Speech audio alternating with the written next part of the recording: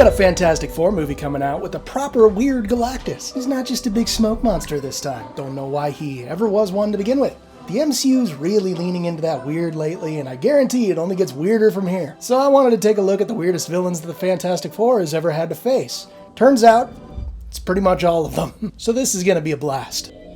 For me, anyway.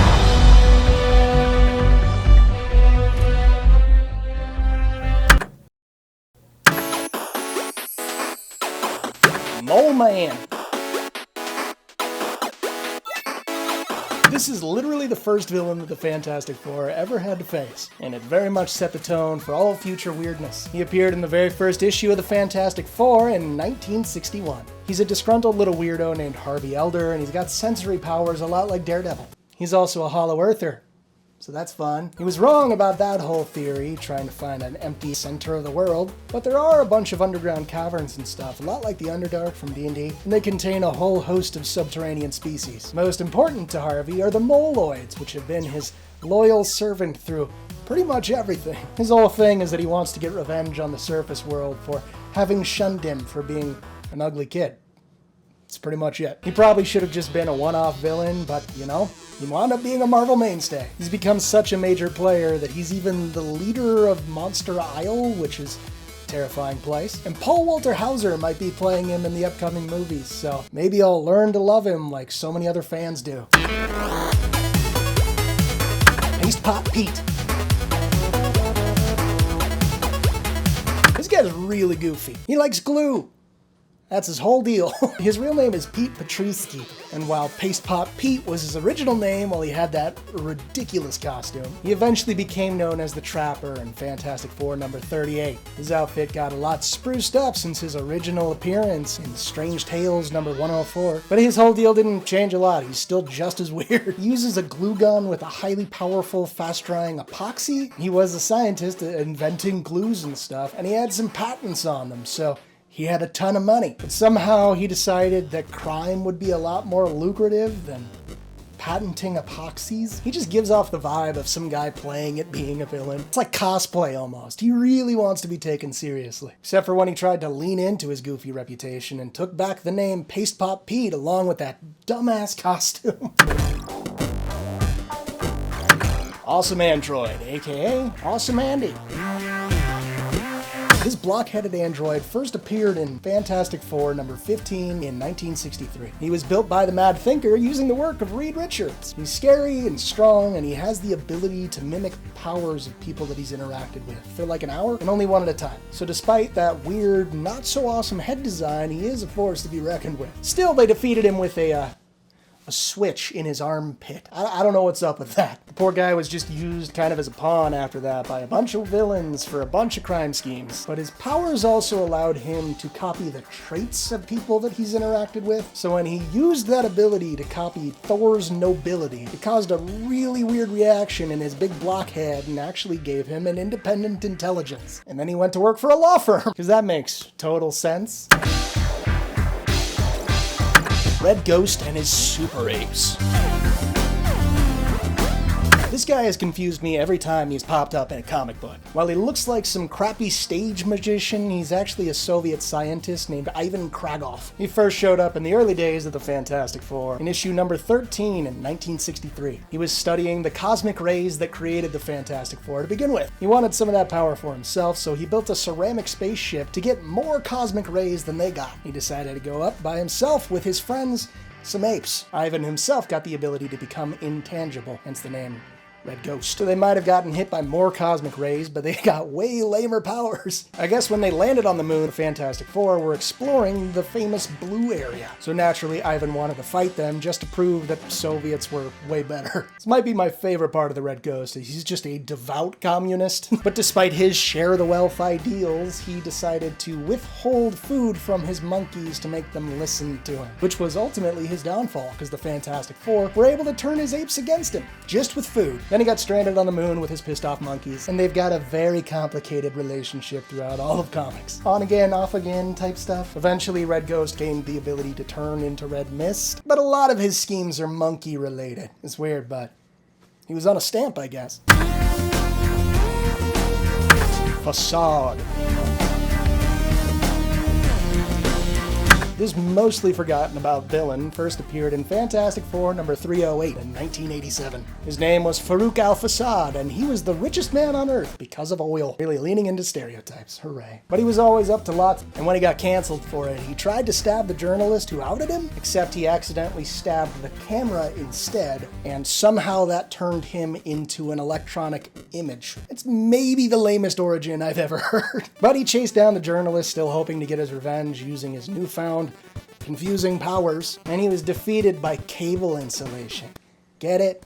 Because electricity? He's only appeared a few times, and the last we saw, he got swallowed up by the Dark Force. But no villain stays dead in comics. He can become intangible, cause electrical injuries to those he passes through, teleport to some extent, and enter and take over electrical transmission tech stuff. He might actually be pretty scary if he had a more interesting origin than stabbing a camera. Modulus.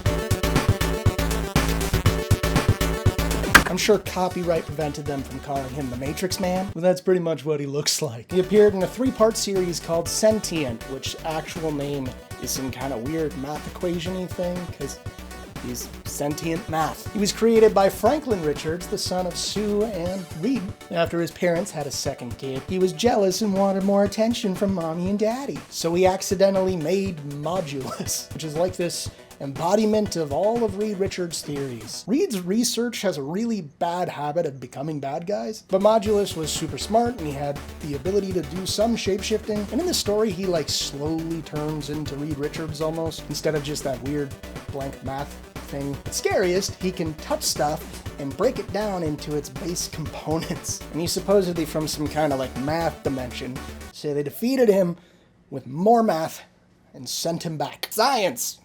Hooray. Dragon Man. It's Trogdor. This is Trogdor. I don't actually know what the hell this thing is, but he first appeared in Fantastic Four number 35 in 1964. Dragon Man is an android built by Professor Gregson Gilbert. He just wanted a friend after his whole family died, but he failed to bring this creation to life or to make it look like a dragon or a man. Then an alchemist from the 9th century named Diablo came to visit Gilbert. Using his powers, Diablo brought Dragon Man to life with only a basic intelligence. Then Diablo forced him to fight the Fantastic Four, and Dragon Man thought that the Invisible Woman was a hottie, so he stole her and took her back to Dead Man's Lake. During the fight, Diablo froze the lake, and Dragon Man and Diablo fell through the ice, supposedly to perish. But they both came back eventually, of course. For a while, he kind of became their pet, and for a while, he was kind of like a mascot for the X-Men, so maybe we will see him in the MCU. I don't know. He slowly got a little cooler and a lot more dragon-like and went by Draconis, I guess, but he started out pretty weird and ugly for a while there.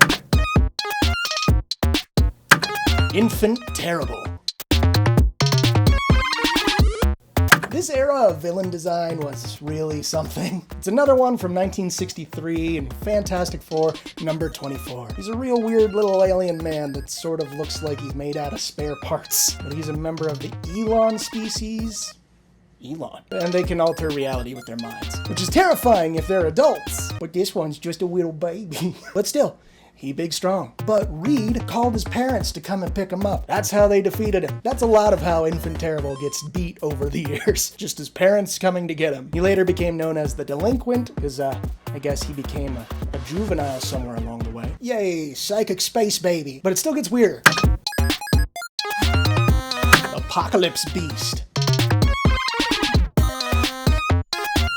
Nothing about this guy going into the research for this video, and I feel like I know even less now. He's from a really weird comic run in 2005, Fantastic Four and Iron Man, big in Japan. It hatched from a giant space egg, and the Deviants, which are a bunch of weird mutant experiment things that had their own city in Japan, sent him to an alternate dimension to keep him contained. A fanboy wanted to summon him back, and a bunch of giant monsters sensed that happening and were like, you know what? Kaiju fight. Marvel Kaiju fight. And big ol' Apocalypse Beast got summoned and went on a rampage.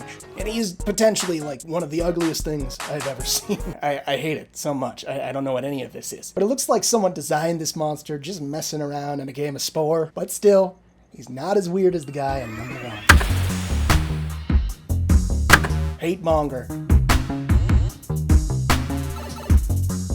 I I really couldn't end this list on anyone other than the guy in the Klan robes. He showed up in Fantastic Four and number 21 in 1963. And if you thought the pointed hood was bad, just wait until you see what's underneath. It's just straight up Hitler. A Fantastic Four villain is just Hitler. We gonna do this one, Feige?